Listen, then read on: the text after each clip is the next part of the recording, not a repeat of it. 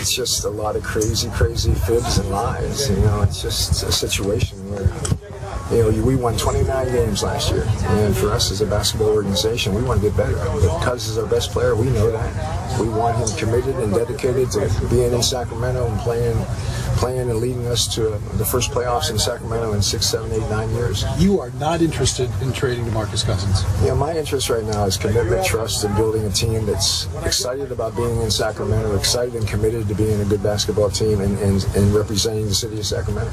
All right, George, I'll give this to you first. How much longer will Cousins be with the Kings? Man, look, this is tough because I really like George Karl. Yeah. He was one of our colleagues here. But he didn't answer that second question. He did the sidestep right there. He gave us the Matrix. Yeah. He looked like he was like Neo. The bullets were coming. He was like, whoa. It looked like he was at a golf outing. He should have been on Dancing with the Stars because he was just soft-toed now. Woohoo! The Sacramento Kings are one of the most dysfunctional franchises, not only in the NBA, but in all of sports right now. You've got an owner who has done and said a lot of crazy things, okay? He said that he'd be okay with his team playing 4-on-5 on defense so they can get out on the break earlier. I mean, that's just nonsense right there. And here's the thing. He loves DeMarcus Cousins. Okay, I get it. The owner and the star players should get along really well. So then why did he fire the coach in Mike Malone that got along with DeMarcus Cousins when they were actually playing pretty well under Mike Malone? And then he brings in George Karl, who at the time, if we recall, there were a lot of reports like, ooh, we don't know if that's going to work. You know, both sides are kind of like, they don't fit with what each other wants to do. And then, of course, we have the actual friction between the two. None of this should be a surprise, okay? I covered a game of theirs. They were in Miami, and they were down 13, 14 points in the fourth quarter, and they lost the game. I went into the locker room with our own Tom Haberstroh, and one of the beat writers for Sacramento asked DeMarcus, hey, so, you know, what happened there at the end of the game? You guys blew the lead, blah, blah, blah. And DeMarcus, and I'm paraphrasing, said something to the effect of, that the offense makes him more predictable. That he started by saying that, look, we're all working. It's only been a couple of weeks. You know, we'll try to get it together. But then he went on to say that it makes it more predictable, easier to defend at times. And right there, I was like, oh.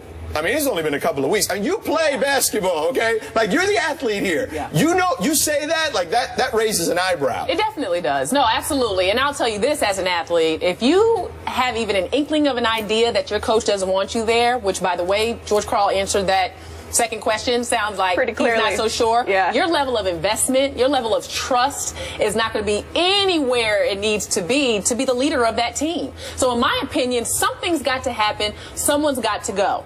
And DeMarcus Cousins, I mean, I know there's talks about him going to the Lakers. That would be a great place for him because let's be real. He needs a little attitude adjustment. He needs a pro, a veteran, like maybe a Kobe Bryant that can bring him along, that can show him how it's done, that will, when he starts to pout, he will say, be quiet, sit down, I'm running this, you're not going to lose games for us, and we're moving along. So, yes, I think that relationship from the cryptic tweet we saw. Snake in the grass. Snake in the grass. Do we have the tweet? Can we put that thing up on the screen? That was fantastic. That was good. It was well done on his part. But he's letting us know that he is not comfortable. He feels like there's some people that don't have his back. Yeah. And he's on the lookout for sure. This is what I don't understand. You have the owner who loves the player and the coach saying this guy, he's our leading scorer. But, you know, I only want people that want to be here. So then Cousins puts that tweet out, which he didn't type any words. Cool. You telling me that these two guys can't get on the phone and talk to one another? You're airing this out here? The only person that I think looks bad in this is George Karl. No, see, I think the owner looks bad. The owner knew that George Karl and DeMarcus were going to be a bad fit from the get-go. Everybody on God's green earth was telling him that. Yeah. But for George Karl to not come out and go, listen, we're putting the best team on the floor that's available, and whatever pieces I get, I'm going to coach them up and make this the best team that's available to me. At least in saying that, he's throwing a little bit of padding between him and DeMarcus. You know what I mean? Just a little bit out there. But for him to just dance around that question and do the well, and let's be honest, DeMarcus has shown some emotional immaturity. So where a player that had a little more may be able to maybe pick up the phone and call coach and say, well, DeMarcus has a way of, you know, really helping people understand how he feels, and it's not always the best way. He's a young star. I think he'll he'll grow. I think he'll mature. But at this point, it's a relationship that, at this point in DeMarcus' career, I don't think can be mended. So it's not worth the trouble, is what you're saying. No. Yeah. Somebody's got to go. She's right. LaChina's right. Somebody's got to go. Now, here's the thing. Are you going to pay another coach to go away? And with the cap space that they have, you can bring in that mature guy that's going to help. Who's going to want to play in Sacramento? Well, that's knowing that there's a toxic situation. Why you got to throw that into the mix? And then what are they going to do? Right. It's about the toxic situation more than anything else. What are they going to do about that relationship between George Karl and DeMarcus Cousins? Well, Nothing. What's easier to get? Is it easier to get someone with the talents that DeMarcus Cousins has,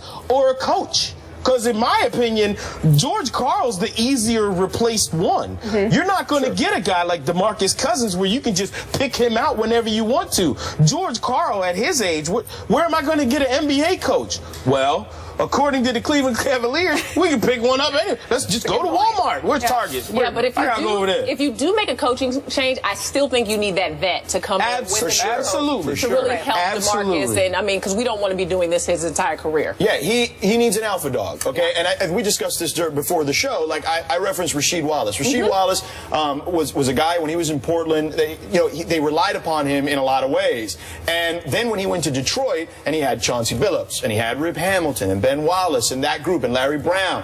And then they got him to play as well as he's ever played in a team setting. And I think maybe that's what DeMarcus needs, is whether it's a coach or another player or both that fits what works for him and brings the best out of him. I think that's what's necessary. And he is that good.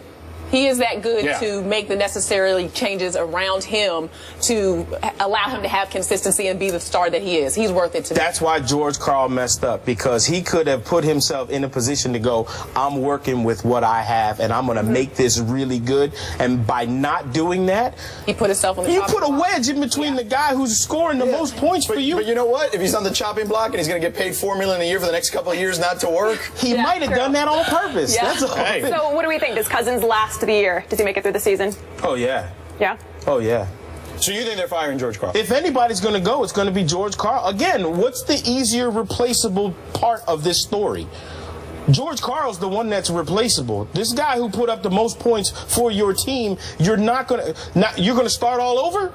You're going to, all right, George, you're right. I love this dude who's doing everything for our team, and it's been fantastic, and we're going to build something around him. But you're right. Take him out. But maybe it is best for everyone that he goes somewhere else. Better for DeMarcus, better for the franchise. Better for George Karl. Well, I'm saying we've seen guys go to another spot and be able to flourish, and then the other team, at times, maybe they could find a way to flourish themselves too. Maybe it's time for a split. And I'm not saying it's DeMarcus' fault. I'm just saying it may be in his best interest to go somewhere else. Yeah, and some of those trade rumors, Julius Randle, I mean, he's going to be a different type of player in emotional maturity, leadership-wise, all of that, because he's young, more moldable than DeMarcus Cousins. Right, and you would get the number 2 pick, too. And you could take Jahlil Okafor. You could start there with another center. I mean, I think that there are ways around that, potentially, for both teams for it to work. Well, if he were to be traded, he'd be the 6th player in NBA history to average at least 24 points and 12 rebounds per game and play for a different team the next season. So, Jameis Winston, meanwhile, is about to begin his first NFL season. So is it possible the number 1 pick could throw more interceptions than TDs this season?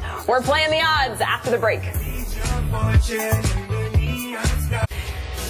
Well, 2 sources told Benjamin Albright of 94.1 FM in Denver that the Broncos tried to trade Peyton Manning to the Texans sometime before the Denver quarterback signed his restructured deal with the team on March 4th. This report was quickly denied on Twitter by a Broncos team spokesman, saying the speculation is false and the report is inaccurate.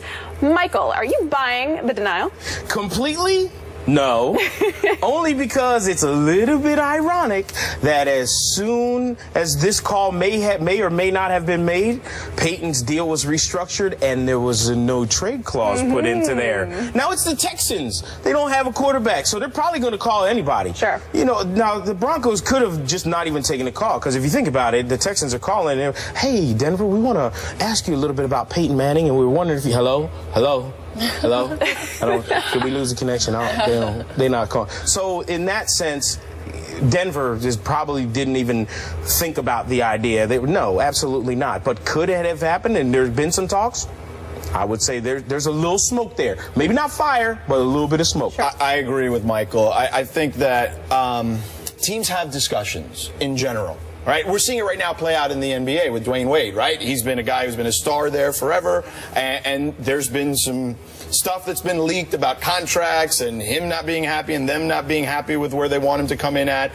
So this doesn't surprise me at all. Teams have these discussions, and there was a time when Gary Kubiak was named the coach that people were wondering, is Payton going to be the right fit? He likes to run the naked boot a lot, and that means Payton's going to have to get out of the pocket and run out of his comfort zone. So there were a lot of questions certainly about that. There were questions as to whether John Elway wanted to move on from Peyton Manning. So all that stuff, people forget that was just a few months ago. So of course I buy the story that they at least discussed it. And what are they going to do? Are they not going to deny it? They're supposed to deny it in that situation, because I'm guaranteeing that Peyton wasn't a part of that particular process. Yeah, I think you don't discuss Peyton Manning at all. That's my take on it. I believe the Denver Broncos. I mean, this is Peyton Manning.